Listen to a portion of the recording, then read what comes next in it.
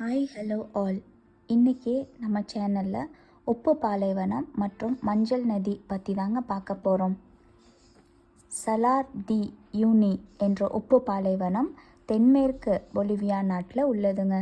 இந்த பாலைவனம் மழைக்காலங்களில் உப்பு ஏரியா மாறி முழு வானத்தையும் கண்ணாடி போல் பிரதிபலிக்குங்க. இதனால் வானமும் பூமியும் தொடுவது போல வினோதமான தோற்றமளிக்குதுங்க. இது உலகின் மிகப்பெரிய இயற்கை கண்ணாடி என்றும் சொல்லப்படுது. இதன் மொத்த பரப்பளவு பார்த்திங்கன்னா 10,582 சதுர கிலோமீட்டர்கள் ஆகுங்க.